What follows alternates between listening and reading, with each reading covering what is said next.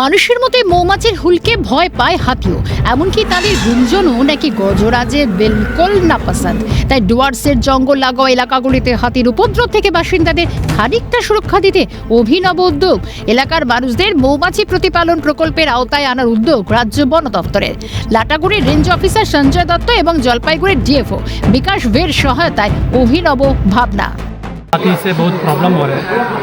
हम लोग करसियोंग में ऐसे एक एक्सपेरिमेंटेशन किया था फॉरेस्ट डिपार्टमेंट के इनिशिएटिव से, तो उसी से बहुत फ़ायदा मिला है, क्योंकि स्पेशली हार्ट डैमेज हाथी के उपद्रव बहुत कम हो गया उसी एरिया में। तो उनको इधर से जो ट्रेनर्स है उसको लेके आया था आज। ऑलरेडी हमारे एरिया में 100 के आसपास लोग इंटरेस्ट दिखा है इसमें। একদিকে যেমন হাতির উপদ্রব রোধ হবে, তেমনি বনবস্তির মানুষের উপার্জনের বিকল্প পথ খুলবে এই প্রকল্পের মাধ্যমে। জানা গেছে লাটাগুড়ি রেঞ্জের অধীনস্থ 6টি জয়েন্ট ফরেস্ট ম্যানেজমেন্ট কমিটির সদস্যদের নিয়ে গঠিত হয়েছে মৌমাছি প্রতিপালন প্রকল্প।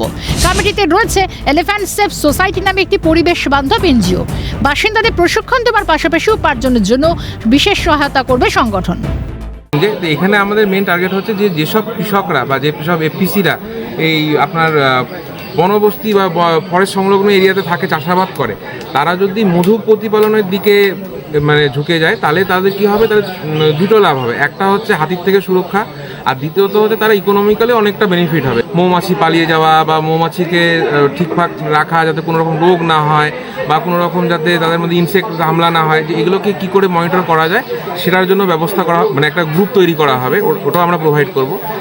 আমরা প্রোভাইড করবো হচ্ছে যে ইকুইপমেন্টসগুলো লাগে, যেমন ওই মধু কাটতে গেলে যেমন ধোঁয়া, তারপরে ওই গ্লাভসগুলো, তারপরে হচ্ছে আপনার নেট যেগুলো লাগে সেগুলো আমরা প্রোভাইড করব। যদি মধুটা, কারণ লাটাগুড়ি যেটা ইম্পর্টেন্ট ট্যুরিস্ট প্লেস, এখানে যদি এখানকার এপিসিরা যদি নিজেদের ব্র্যান্ড বানায় বা লাটাগুড়ির নিজস্ব মধুর যদি একটা ব্র্যান্ড তৈরি হয়, তাহলে সেটা ইকোনমিক্যালি অনেকটা বেনিফিট হবে, কারণ এটা পর্যটকেরও একটা আকর্ষণের মূল কেন্দ্র হিসাবে আমরা সবাই জানি। প্রশিক্ষণের মাধ্যমে স্থানীয় বাসিন্দারা শিখবেন কিভাবে মৌচাক তৈরি করতে হয়, মৌমাছি পালন করতে হয় এবং সেই সঙ্গে সঠিক পদ্ধতিতে কিভাবে মধু সংগ্রহ করতে হয়। বন দপ্তরের উদ্যোগে খুশি এলাকার বাসিন্দারা। আমি তো শোনা পাইছি ওরকম কমবে, মানে কেন হাতি ভাই মধুর আওয়াজ শুনি, মৌমাছির যে আওয়াজটা হয়, হাতের থেকে উপকার পাবো এবং আয় উন্নতিও ভালো পাবো। আমার তো একদম ঘরের পিছনে একদম আসে কলা গাছ খাই নেয়।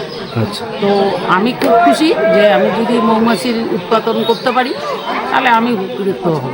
এখান থেকে যে বাড়ির চারপাশে যখন মৌমাছির বাক্স থাকবে এবং হাতির যে উপদ্রব থাকবে, সেটা কিন্তু হাতি মৌমাছিকে ভয় পায়, হাতির থেকেও বাঁচাবে। পরবর্তীতে মৌমাছি সংরক্ষণ প্রকল্প সফল হলে ডুয়ার্সের আরও অন্যান্য রেঞ্জগুলিতে এই প্রকল্প বিস্তৃত করা হবে। প্রকৃতি সংরক্ষণের পাশাপাশি উপার্জনের বিকল্প পথ খুলে যাওয়ায় প্রকল্প নিঃসন্দেহে প্রশংসনীয় উদ্যোগ মনে করছেন পরিবেশবিদরাও। ঝিলম দেবের রিপোর্ট, ক্যালকাটা নিউজ।